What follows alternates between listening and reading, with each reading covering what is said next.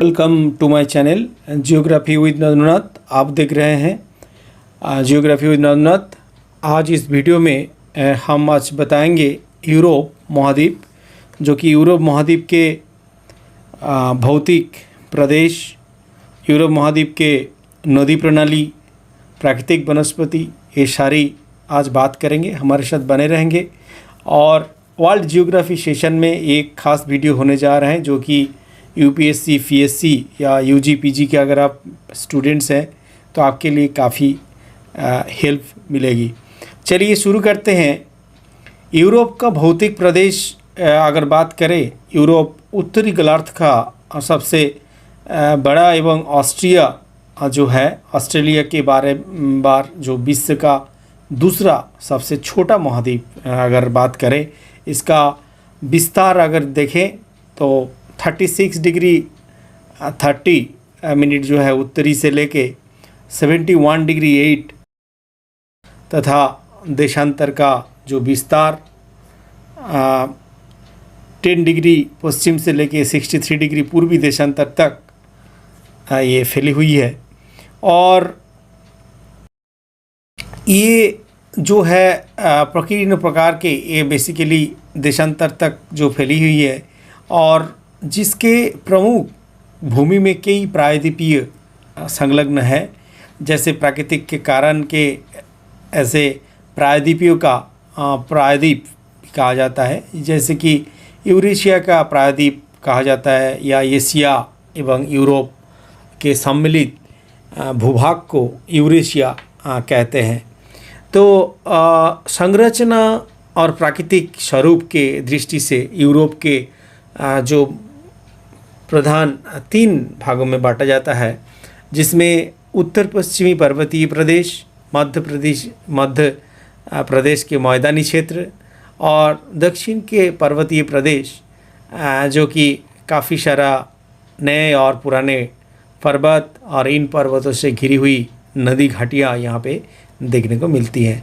चलिए, सबसे पहला जो पॉइंट है उत्तर पश्चिम पर्वतीय प्रदेश, जिसमें यूरोप का सबसे प्राचीन भूभाग है और जिसके अंतर्गत नॉर्वे, स्वीडन, फिनलैंड, खुला प्रायद्वीपीय रूस, ब्रिटिश द्वीप समूह और आइसलैंड आते हैं। ये सभी पहले आपस में मिले हुए थे और एक महादेश बनाते थे। इनमें प्रथम 4 जो है नॉर्वे, स्वीडन, फिनलैंड और खुला प्रायद्वीप, जो संयुक्त रूप में फेनोस्कैंडिया कहलाते हैं। ब्रिटिश द्वीप समूह में जो स्कैटलैंड, उप आयरलैंड आते हैं, और इन सब की चट्टानों का पुरानी और रूपांतरित भी होते हैं। और इस भूभाग पर करोड़ों वर्षों से अपरदनकारी जो शक्तियां हैं वो यहाँ पे कार्य करती आ रही है। और कहीं कहीं तो ये घिसक कर समुद्र तल तक पहुँच गया है, किंतु कुछ क्षेत्र में ऐसा नाव में ये पहाड़ का रूप लिए है और खड़ा भी है। जैसे अल्पाइन भूस्खलन के समय इसकी कड़ी और प्रतिरोध चट्टान, जिसमें कई बार यहाँ पे जो है दिखाई देती है, महाद्वीपीय और महासागर में बड़ी दरारों के पड़ने से इसके कुछ भाग अलग होकर द्वीप बन गया है, जैसे ब्रिटिश द्वीप समूह है।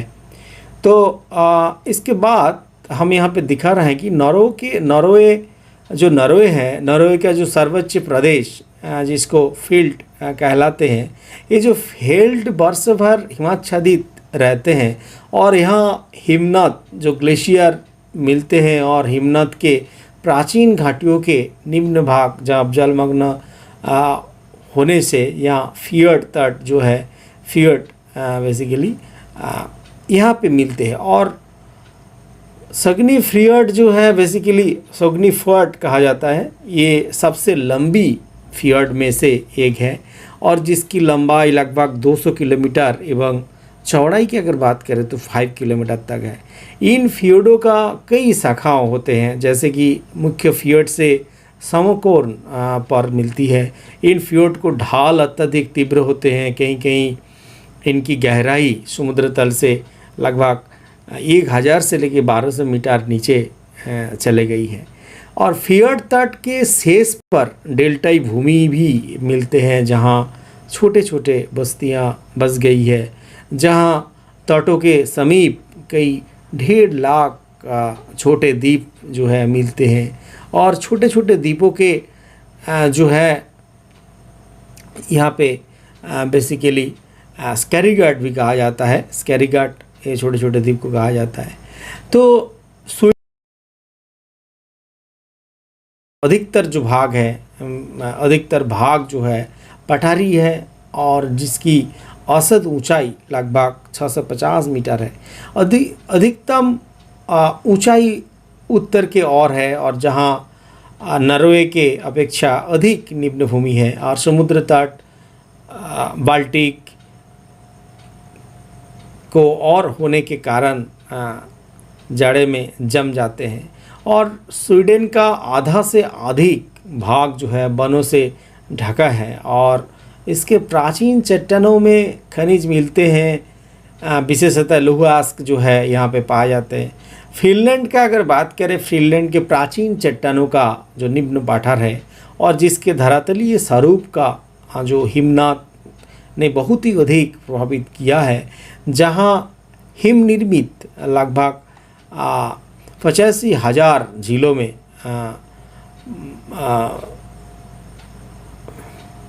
हिम निर्मित लगभग बहुत सारा झील है, और जिसके कारण फिनलैंड को झीलों का देश भी कहा जाता है। आपको बता दूं, फिनलैंड को झीलों का देश भी कहा जाता है। यहाँ झीलों की बटिका कहा जाता है। हिमनाद के निक्षेप का एक अद्भुत उदाहरण जो है सल्पा सिल्का कहा कगर है, और जिसका ऊंचाई जो है 100 मीटर से 100 मीटर है लगता है। और हिमयुग समाप्त होने पर या हिमबारन का अंतिम हिमोड़ रहा गया है, और स्कॉटलैंड और आयरलैंड के चट्टानों एक से पुरानी है। भूमि की औसत ऊंचाई की अगर बात करें 600 मीटर है, यद्यपि सर्वोच्च भाग जहाँ पे वेन नेविस 1343 मीटर तक ऊंचा है, और इस पर्वतीय भाग को प्राचीन अटलांटिक पर्वत श्रृंखला का हिस्सा माना जाता है। ये पर्वत श्रेणियों जो लगभग समुद्र तट पर स्थित हैं, और जिन्हें रिया तट कहा जाता है, जहाँ कई गहराई नदी घाटियाँ मिलती है, और पिनाइन में जो आग्नेय और रूपांतरित दोनों प्रकार के चट्टान जो है मिलती है। रूपांतरित होकर भी कहाँ पे, और उसमें स्लेट जैसे चूना पत्थर और जो रूप से धारण किया है। और आइसलैंड की उच्च भूमि की अगर बात करें, जो कि आर्कटिक वृत्त के निकट लगभग 103,000 वर्ग किमी में फैली हुई है, जिसका मध्यवर्ती पठार के चारों ओर पहाड़ी से घिरा है। और इन पहाड़ियों में हिमनाद मिलते हैं, जहां अनेक ज्वालामुखी मिलते हैं, और जिनमें कुछ सक्रिय है, और जैसे कि माउंट हेक्ला जो है, हेक्ला 1550 मीटर है, आइसलैंड में स्थित है। ज्वालामुखी के कारण यहाँ अनेक गर्म झरने भी दिखाई देती है। हॉट स्प्रिंग, मेरे चैनल में वीडियो है हॉट स्प्रिंग के ऊपर, ज़रूर देखिएगा, जो गीज़र बोलते हैं। तो जिनमें ग्रेट गीज़र जो है सर्वप्रमुख है, और यहाँ हिमनाद के प्रभाव से अनेक झील बनी है, जिसमें लागरलिजेट जो है, और कई सारा जो झील यहाँ पे देखने को मिलती है। आइए दूसरी पॉइंट पर बात करते हैं। मध्य का विशाल मैदानी प्रदेश, जो यूरोप में यूरोप का मध्य का मैदानी प्रदेश है, क्योंकि आप देख रहे हैं जियोग्राफी विद रघुनाथ, और भौतिक प्रदेश को पहले हम बता रहे हैं, इसके बाद नदी प्रणाली बताएंगे, फिर प्राकृतिक वनस्पति का भी हम बताएंगे। तो विशाल जो मैदानी प्रदेश यहाँ पर भी है यूरोप में, उत्तरी पश्चिम के उच्च भूमि से लेके दक्षिण के अल्पाइन जो पर्वत श्रेणियों से उत्तर यूरोप के विशाल मैदान मिलता है और इस मैदान का विस्तार यूरोप में पश्चिम से पूर्व की ओर है। और किंतु जहाँ ये मैदान गंगा मैदान की तरह ना तो एक कदम समतल है और ना अमेजन मैदान की तरह निम्न भूमि है, तो काफ़ी इंटरेस्टिंग है।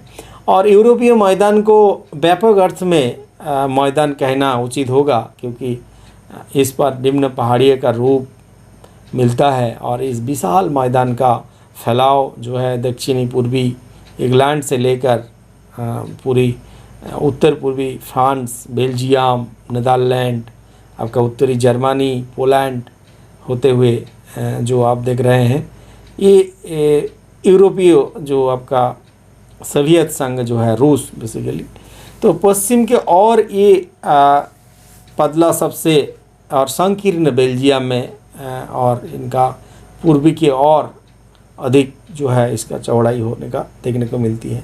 और इसको दो भाग में बेसिकली डिवाइड किया जाता है, पश्चिमी मैदान और इसका पूर्वी मैदान। चलिए बात करते हैं पश्चिमी मैदान के। पश्चिमी मैदान जो है ये बेसिकली यहाँ पे इरोजनल प्लान अर्थात अपरदन धनात्मक जो है क्रिया यहाँ पे जो देखने को मिलती है, अपरदनकारी शक्तियों के काट छाँट प्रक्रिया से बना है। और जहाँ नदियों में और हिमनदों और समुद्र लहरें के निक्षेपण भी मिलते हैं। कई सारा इंग्लिश मीडियम के वीडियो है, काफ़ी कमेंट भी आया है कि सर के हिंदी में क्लास चाहिए, मेरा हिंदी उतना अच्छा नहीं है। तो पश्चिमी मैदान के जो पश्चिमी पोलैंड तक सीमित रखा जा सकता है, जिसमें एकाकी द्वीप के भांति जो बेसिकली पर्वत श्रेणी के अवशेष दृष्टि गोचर होते हैं।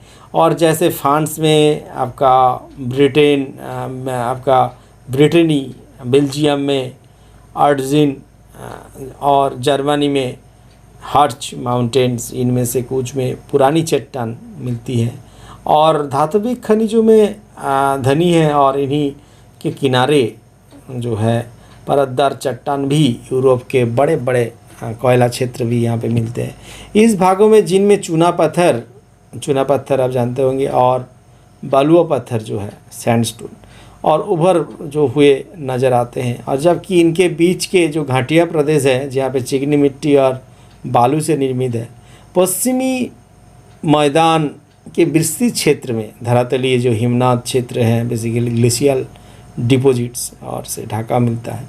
उत्तरी जर्मन में हिमनदीय मिट्टी पाए जाते हैं। और विभिन्न क्षेत्र के अगर बात करें तो जहाँ बालू के अधिकतर वहाँ की मिट्टी अनुर्वर है और जहाँ चिकनी मिट्टी अर्थात क्ले पाए जाते हैं और वहाँ दलदली भूमि मिलती है। पर जैसे पूर्वी सीमा पर जाते हैं तो सबसे अधिक ऊर्जावान मिट्टी जो है उर्वर मिट्टी जो है और महीन जड़ोर और जो है बनी हुई है। और इस मैदान के ढाल में पश्चिम में उत्तर पश्चिम के और जहाँ सीन, राइन बेसिन, एल्फ आदि जो नदियाँ हैं वहाँ बहती हैं। मैं नदी के बारे में बताऊंगा। और इस ढाल के कारण यहाँ पे जो है नदियाँ के कारण इंग्लैंड में भी मैदान के ढाल पूर्वी की ओर है और जहाँ टेम्स प्रमुख नदी है। और हॉलैंड जैसे कि नीदरलैंड्स में इस मैदान का कुछ भाग जो है समुद्र तल से नीचे है, जहाँ लोगों ने समुद्र में दीवार बनाकर समुद्र को पीछे धकेल कर उससे भूमि ग्रहण कर ली है और ऐसे कृषि योग्य जो बना लिए हैं जैसे कि पोल्डर कहा जाता है। तो इस तरह पूर्वी जो मैदान रचनात्मक स्ट्रक्चरल प्लेन जो है अर्थात क्षेत्रीय अवस्था में बड़ी जो समुद्री परतदार चट्टानों के ऊपर उड़ने से बनाए हैं। और ऐसे रूसी जो प्लेटफॉर्म है रसियन, जहाँ रूस का मैदान कहा जाता है, जहाँ विश्व के अत्यंत विस्तृत मैदानों में से एक है। और इसका विस्तार उत्तर में आर्कटिक महासागर से लेकर दक्षिण में प्रिपेड के दलदली भाग जो है पूरा एरिया आता है। उरल पहाड़ तक ये विस्तृत है। प्राचीन रूपांतरित जो चट्टान द्वारा निर्मित इसका तलीय भाग कुछ काल तक जो है समुद्र में डूबा रहा, और जिसके कारण और इस पर बालू पत्थर, आपका चूना पत्थर तथा नाना चट्टान के परत जो है वो बिछ गई है।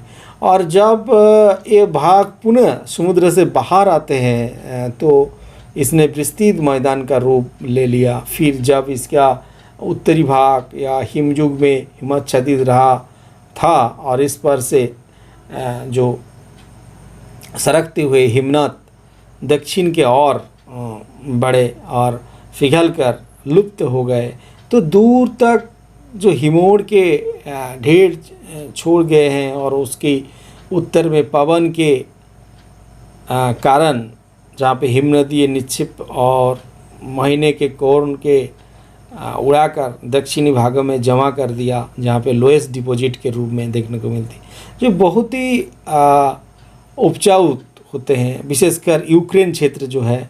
और यहाँ पे जीवाश्म की अगर बात करें, जीवाश्म की मात्रा इतनी अधिक मिल चुके हैं जो इसका रंग काले और गया है और कई प्रकार ब्लैक अर्थ का संज्ञा दी गई है। और रूसी प्लेटफॉर्म की अधिकतम ऊंचाई जो है मध्य में मिलती है, और जहाँ वल्दाई पहाड़ियाँ वल्डाई हिल्स बेसिकली 300 मीटर है, पूर्वी सीमा पर स्थित है। उराल पहाड़ के ऊंचाई जहाँ पे 1500 से कुछ अधिक है। इस मैदान में उराल, वोल्गा, डान, नीफर, आपका निस्टर प्रमुख नदियाँ जो है यहाँ पे नदी के बारे में बात करेंगे। उत्तर के और बहने वाले जो नदी में आपका पिछोरा उल्लेखनीय है। अधिकतर नदियाँ जो है जाड़े में जम जाती है। तो यहाँ पे दक्षिण के पर्वतीय क्षेत्र की अगर बात करें, द साउदर्न माउंटेन रीजियन, जो कि यूरोप का ये भाग भौतिक रूप से अत्यंत जटिल है और इसमें विभिन्न युगों के प्रकार के पर्वत मिलते हैं। जैसे पुराने भ्रंश जो है बेसिकली ओल्डर ब्लैक माउंटेन जिसको कहेंगे, और नए जो है द न्यू फोल्ड माउंटेन भी यहाँ पे देखने को मिलती है। बेसिकली इसको बता दूँ मैं कि पुराने जो भंश तत्व जो पर्वत जो है मध्यवर्ती मैदान के दक्षिणी सीमा से सटे हुए हैं और इनमें प्राचीन काल अर्थात अपरदन क्रिया होते आ रहे हैं, और ये जिसमें उनकी ऊंचाई काफ़ी घट गई है। जानते हैं अपरदन क्रियाओं में ढाल का विकास और धीरे धीरे जो है स्लोप चेंज हुई है। पुराने उच्च पर्वतों के अवशेष मात्रा रह गए हैं और इन पर्वतों के हम अवशिष्ट पदार्थ के कोटि में रख सकते हैं, जिसमें कितने ही पुराने पहाड़ घीस घाट कर पठार बन गए हैं और इनका निर्माण 22 से 25 करोड़ वर्ष पूर्व हुआ है और हर्सनियन क्रम के अंतर्गत आते हैं। और इनके नाम हैं जैसे कि मेसेटा स्पेन में स्थित है, फ्रांस का मध्यवर्ती पठार, ब्रिटेनी प्रायद्वीपीय ये जो आप देख रहे हैं बेसिकली मेसेटा, दक्षिणी आयरलैंड जैसे राइन की उच्च भूमि राइन हाईलैंड्स कहा जाता है। तो ये सब जो है बेसिकली बाहमिया पठार के आदि जो एरिया है 5 से 7 करोड़ वर्ष इन बेसिन के विशाल अल्पाइन भू संलग्न का सामना किया और दबाव और धक्के और नाना प्रकार के जो भौतिक क्रियाकलाप हैं, और इसके कारण भंग यहाँ पे जो है ऐसी राइन घाटी भी बना गया। और भंग जो अगर देखें बहुत सारे भंग तत्व पर्वत बने जैसे हर्ष और फिर उभरती हुए नई पर्वत श्रेणियों में सहारा जो है सहारा देकर खड़ा किया गया है और इन पर्वत में विषम मोड़ उत्पन्न किए तथा उनके मार्ग में रुकावट डालकर जहाँ तहाँ उन्हें चाप रूप अपनाने के बाध्य किया। और अल्पाइन पर्वत के निर्माण और उनके विभिन्न श्रेणियों की दिशा प्रभावित करने में इन पुराने पर्वतों का उल्लेखनीय प्रभाव रहा है। यूरोप में अल्पाइन पर्वत श्रेणी जिसमें पर्वत प्रणाली के अंतर्गत आपका कैंटेब्रियन, आपका पेरेंजी, आल्प्स, आपका कैफ्थियन बेसिकली बाल्कन और कॉकेशस पर्वत प्रमुख जो है यहाँ पे देखने को मिलती है। ये सब जो शाखाएं मिलती हैं आपका एपेनियंस, आपका सिसिली और उत्तरी अफ्रीका के एटलास पर्वत से जो होकर दक्षिण स्पेन के जो सियरा नेवेदा तक है। और ये बेसिकली रेंड्रिक आल्प्स अर्थात पिंडस जो है ग्रीस और इसमें देशों में होकर गुजरती है। और इस तरह पर्वत जो है यहाँ पे फोल्डेड माउंटेन जो है यहाँ पे देखने को मिलती है। इसके साथ इन सभी मूड़दार पर्वत का निर्माण टर्शियरी महाकल्प से आरंभ होकर जो कि क्वाटरनरी महाकल्प में समाप्त हुआ है। और तृतीय महाकल्प जैसे भूपटल पर व्यापक रूप से पर्वत निर्माणकारी भू संचलन हुआ, जिससे प्राय सभी महादेशों में उच्चतम नवीन मोड़दार पर्वतों का निर्माण हुआ। आल्प्स प्रणाली का विकास करे आकार संपीड़न या कंप्रेशन के कारण जो कि टेथिस सागर नामक भू संपत्ति जो जियोसिंक्लाइन के तलछोट में वलन पड़ने से हुआ। और ये बेसिकली संपीड़न बेसिकली उत्तर और दक्षिण दोनों ओर से आया है। दोनों ओर दृढ़ भूखंड है और इसमें आपका पुरानी जैसे कि हर्सियन युग की अगर बात करें पुरानी पर्वत का अस्तित्व थे। और इनसे प्राप्त जो है मालवे का निक्षेप बढ़ने पर और अपतलन के बाद भू संचलन हुआ, जिसमें क्रिटेशियस पीरियड में काफ़ी बदलाव हुआ, जिसमें दोनों ओर के दृढ़ जो भूखंड एक दूसरे के ओर सरकने लगे। और यद्यपि मुख्य रूप से अगर अफ्रीकाई सरका और इसमें उत्तरी दिशा में अफ्रीका के विस्थापन तथा हर्सिनियन कम के पुराने पर्वतों और दृढ़ भूखंड के सहारे जो कि फॉल्ट और नेफ तथा रचना में यहाँ पे देखने को मिलती है। अल्पाइन मोड़ और मूड़दार पर्वत तथा पुराने वंश जो है और पर्वतीय बीच कितने ही निम्न मैदानी क्षेत्र अगर बात करें लो प्लेन एरिया जैसे एंडलुसिया और अरागोनो के मैदान स्पेन में है। और निम्न घाटी के फी घाटी उत्तरी इटली में और इसमें हंटरी का मैदान जहां इनका निर्माण जो है पर्वत निर्माण काल में अवतलन के चलने हुआ था। आगे चलकर जो बेसिकली तलछटों में भरने पर ये उपयुक्त जो मैदान बन गया है। नवीन मूड़दार पर्वत में जो कि फोल्ड माउंटेन का निर्माण के कारण इस भाग में ज्वालामुखियों की क्रिया भी हुई, जिससे भू सुन्नति के तलों में प्राचीन चट्टान जो है रूपांतरित होकर यहाँ पे क्रिस्टलाइन हो गई। और पर्वत के बनने पर अपरदनकारी शक्तियों ने अपना कार्य या आरंभ किया और ये कार्य आज भी चल रहा है। अपरदन में फलस्वरूप कितने ही जो आवरण हट गया है और वहाँ की निचली कड़ी चट्टान जो है दृष्टिगोचर होने लगी।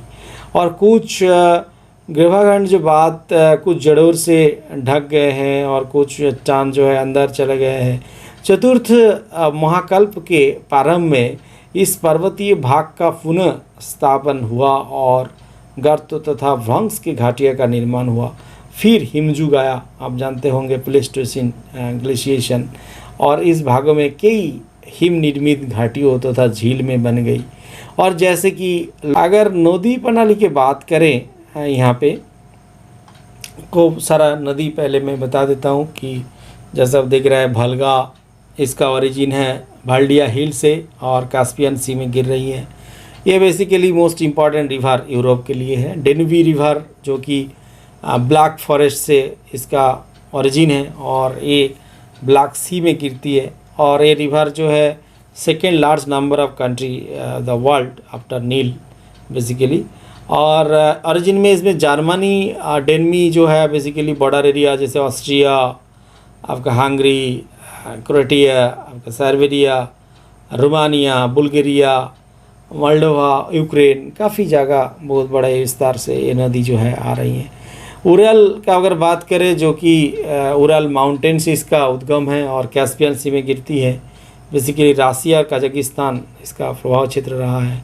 डेनीपार की अगर बात करें, भाल्डिया हिल्स इसका उत्पन्न है, ब्लैक सी में गिरती है। It flow Belarus, Ukraine basically इसका एरिया है। और important navigation, water economic Ukraine जो है यहाँ पे है। डॉन नदी की बात करें, सी ऑफ आजोप में गिरती है, ये भी बाल्टाई हिल से उत्पन्न होती है। राइन जो है, राइन बेसिकली लेक तोमा से इसका उद्गम है और नॉर्थ सी में गिरती है।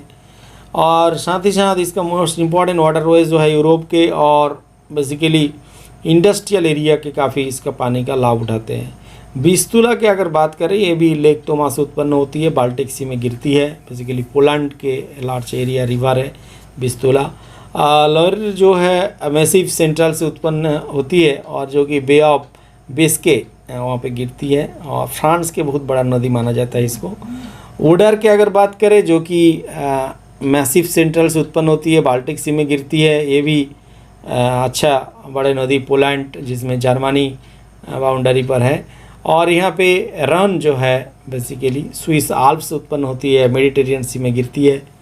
तो इस तरह आप देख रहे हैं यहाँ पे सेंट रिवर जो इंग्लिश चैनल में गिरती है, इम्पॉर्टेंट पेरिस बेसिन, और चेज रिपब्लिक एंड जर्मनी जो है ये एल्बी नदी जो है बहती है, नॉर्थ सी में गिर रही हैं।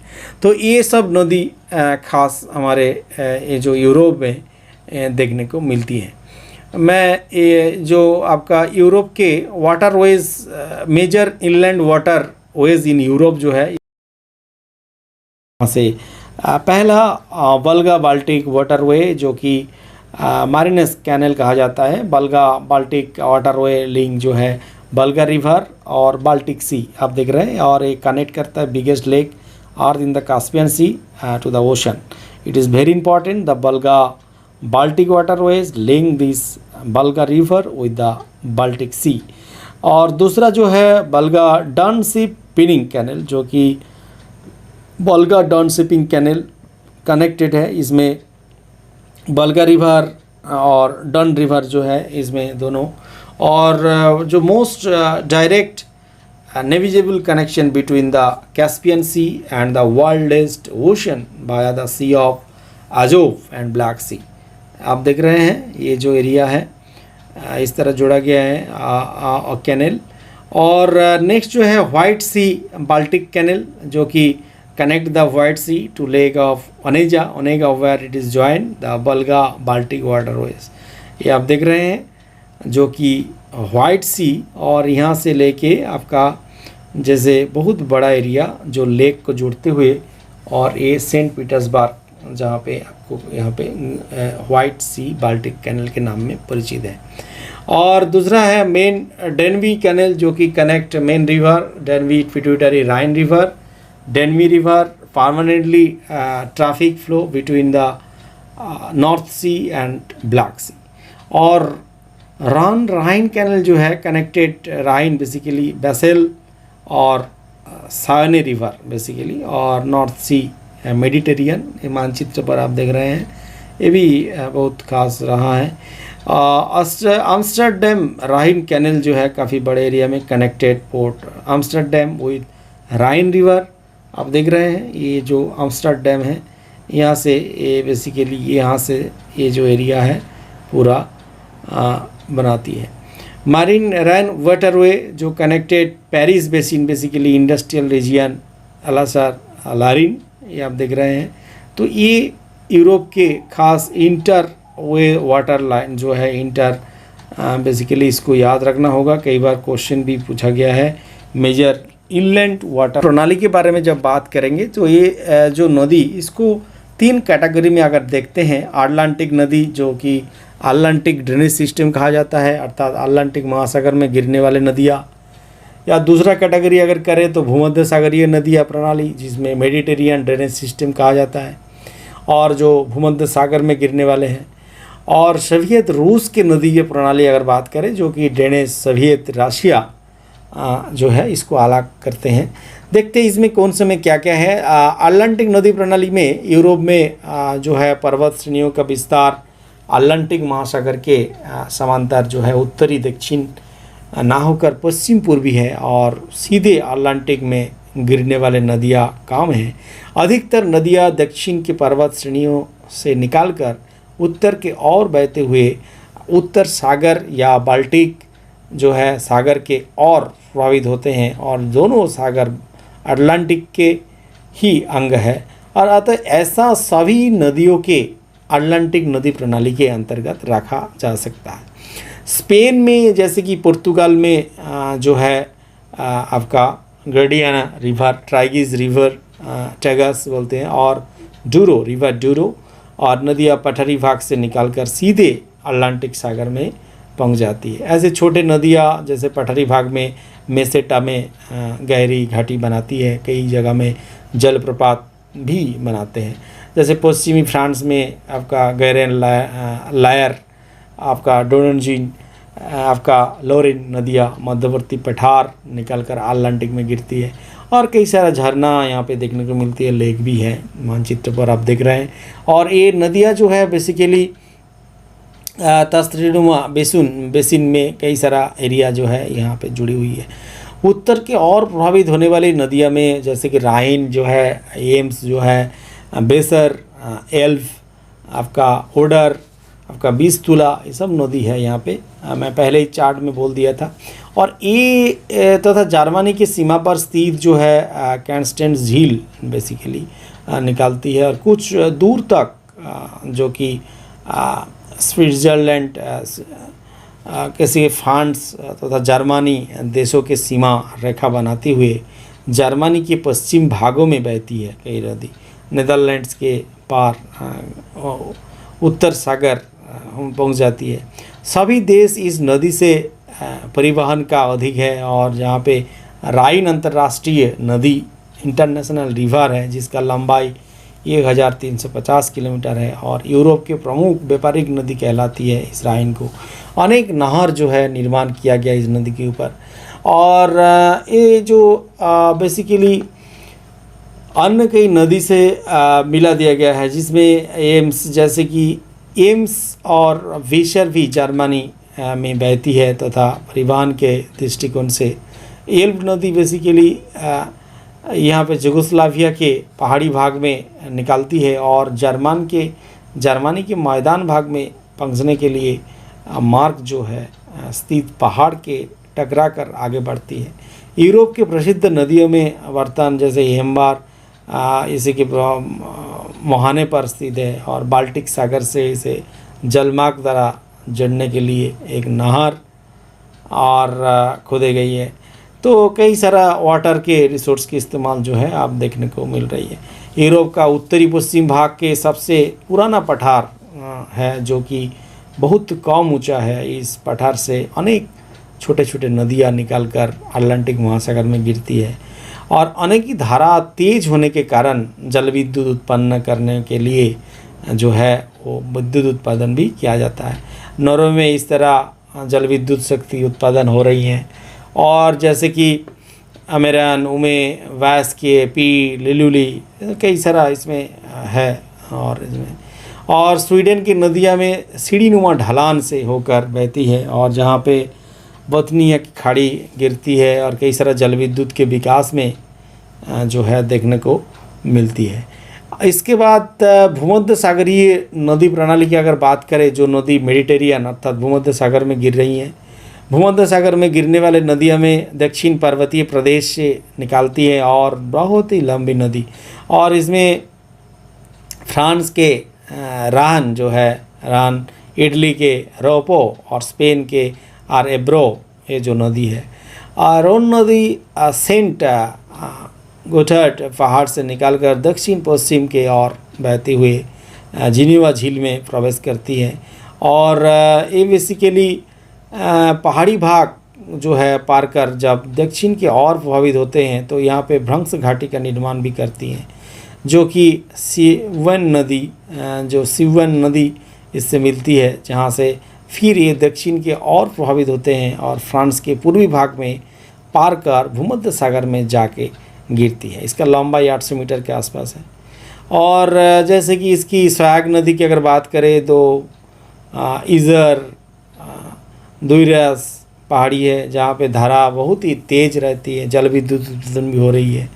तो इस तरह जो है यूरोप की नदी जो है, पो नदी की अगर बात करें बहुत ही पवित्र माना जाता है, और इटली के गंगा कहती है इस नदी को पो नदी, ये आल्प्स पर्वत से निकालती है और ये बहती हुए जो है एड्रियाटिक सागर में जाके गिरती है। अपने मोहाना पर ये जो है डेल्टा के विस्तार किया जा रही है, और इसमें उसके सहायक नदियों में बाढ़ आती है और कभी कभी। और इटली के जो टाइबर नदी जो होते हैं उल्लेखनीय, इसमें किनारे प्रसिद्ध नगर भी रोम बसा हुआ है, जो कि रोम जानते होंगे, काफ़ी बार इसमें जीके में ही पूछा गया है। और एब्रो नदी स्पेन के उत्तरी पूर्वी में बहती है। इसके उद्गम जो है वो क्रेटावरियन पर्वत बेसिकली, और पठारी भाग में बहुत ही संपूर्ण घाटी जो है बनाती है, डेल्टा, और कहीं पे घाटी, कहीं पे सीढ़ीनुमा ढाल। ये जलप्रपात नदी के तमाम रूप के यहाँ पे देखने को मिलते हैं यूरोप में। और भूमध्य सागर के उत्तर स्थित जो पर्वत श्रेणियों में कुछ ऐसा नदी है जन्म दिया जो कि पर्वत भाग से निकालकर आपने जीवन धारा पूर्वी की ओर मोड़ लेती है, और अपना जो है संग काला सागर में के जो यहाँ पे बात करूँगा डेनवी या जर्मनी स्थित ब्लैक फॉरेस्ट नामक पर्वत से निकालती हैं और पूर्वी की ओर बहती है, और ऑस्ट्रिया, हंगरी, मैंने बताया आपको कई सारे देश में गुजरते हुए आगे बढ़ती है। अनेक देशों से संबंध होने के कारण ये अंतर्राष्ट्रीय नदी भी कहा जाता है, इंटरनेशनल रिवर इसको माना जाता है। इसकी समस्त लंबाई जो है 2700 किलोमीटर है, और इसके संबंध देश के लिए जलमार्ग का काम करती है। और ये जो नदी का विस्तृत बेसिन जो है ऑस्ट्रिया, हंगरी देश में मिलती है, और इसका डेल्टाई भाग चट्टानों के जो है पथरीला यहाँ पे देखने को मिलती है। तो ये खास रहा है यूरोप के नदी में। दूसरी और साइबेरिया जो रूस की नदी प्रणाली अगर बात करें, सोवियत रसिया जो कि यूरोप का रूसी प्लेटफॉर्म, छोटे बड़े कितनी नदियाँ यहाँ पे है, सब नदी तो मैंने बोल नहीं पाऊँगा, फिर भी जो सिलेक्टेड कुछ नदियाँ उत्तरी जो है नॉर्थ डेविनियन, मेजेन और पेजोरा सभी जाड़े में जाती है, और इसमें मोहना के निकट दलदली भूमि बनाती है। इसमें फेचोरा जो है इसका लंबाई 1790 किलोमीटर है, और यूरल पर्वत से निकालती है, क्योंकि यूरल पर्वत आप जानते हैं इससे, तथा उत्तरी डीना से बसंत में बर्फ़, क्योंकि ठंडी है, ठंडी के टाइम पे पूरे आइस यहाँ पे देखने को मिलेगी। और यहाँ पे उरल पर्वत के दक्षिण भाग से एक नदी जो है उरल निकालती है, जो कि कैस्पियन सागर में गिर जाती है, और यूरोप के पूर्वी सीमा बनाती है, जहाँ पे लंबाई 2530 किलोमीटर है। दक्षिण की ओर बहने वाली प्रमुख नदियाँ से जैसे कि बल्गा, आपका डनेट्स, आपका डिनिफार, आपका डिनिस्टार, सब नदी जो है यहाँ पे आप मानचित्र में देख रहे हैं। थोड़ा सा याद रखेंगे क्योंकि नदी काफ़ी लंबा, बहुत सारे ड्रेनेज सिस्टम रहता है, और अनेक जल विद्युत उत्पादन केंद्र जो है स्थापित किया गया है। इसमें अन्य नदियों से मिलकर जल यातायात की व्यवस्था भी कई जगह में परिवहन के रूप में सुविधा भी यहाँ पे मिल रही है। तो आगे बढ़ते हैं। इसके बाद तो अगर प्राकृतिक वनस्पति अगर देखें, यहाँ पे तुंद्रा और कर्णधारी वन, और जहाँ पे पर्णपाती वन, डेसिडियस फॉरेस्ट, शीतोष्ण घास के मैदान, भूमध्य सागरीय वन सभी पाया जाता है। पहले तुंद्रा प्रदेश को हम बात कर लेते हैं। अंटार्कटिक महासागर के तट के साथ विस्तृत है, और जिसका अंतर्गत आइसलैंड, उत्तरी फिनलैंड, उत्तरी रूस आते हैं, जहाँ आर्कटिक जलवायु के प्रदेश है, जहाँ वर्षा भर के कड़ी सर्दी पहाड़ी और इन एरिया में बड़े वन जो देखने को मिलती है, वनस्पति के उगना संभव होते हैं। कई सारा तुंद्रा बेसिकली लंबी ऋतु किसी भी वनस्पति के जो है उगने नहीं देता, केवल 2 से 3 महीने मामूली गर्मी पड़ती है, और तब कुछ वनस्पति उगल जाती है। और कहीं कहीं मॉसेस जो है दलदली जहाँ पे एलिचेन वहाँ पे देखने को मिलती है। बारिश अगर होती ज़्यादा, मिट्टी अगर अच्छा रही थी तो बड़े बड़े पेड़ देखने को मिलती है। बट नहीं है तुंद्रा प्रदेश में। कर्णधारी वन या तैगा की बात करें तो तैगा प्रदेश के दक्षिण में कर्णधारी शंकुधारी वृक्ष वन मिलती है, ये तैगा कहते हैं। बेसिकली इस प्रदेश का विस्तार नॉर्वे, स्वीडन, फिनलैंड और इसके स्थित सोवियत के रूस और तुंद्रा से तैगा प्रदेश में वनस्पति जो है क्रमशः विकास हुई है। पहले छोटे छोटे पेड़ और कुछ बड़े पेड़ भी यहाँ पे देखते मिलती है। इस प्रदेश में भी शीतकालीन लंबा होते हैं, किंतु गर्मी में अपेक्षाकृत अधिक तापमान मिलती है और पेड़ों का विकास संभव हो पाते हैं पर्वतीय भागों में, भले इसमें कम है, और थोड़ा सा मैदानी भाग जहाँ पे है वहाँ पे पेड़ देखने को मिलती है। पेड़ की शिखर और शंकुधारी जो है वन यहाँ पे देखने को मिलती है। और फर्नीचर तो होगी, इनमें फर्नीचर आदि बनाना और इंडस्ट्री जो है और यहाँ पे हो रही है।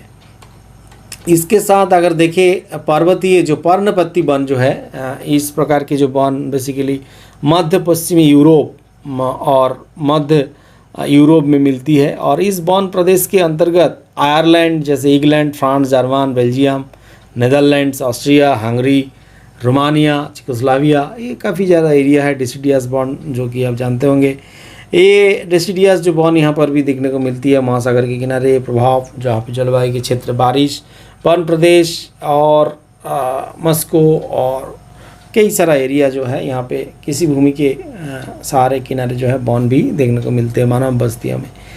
और यहाँ पे जो कि कल कारखाने और मानव बस्तियाँ यहाँ परिवहन मार्ग में भी यूज किया जाता है।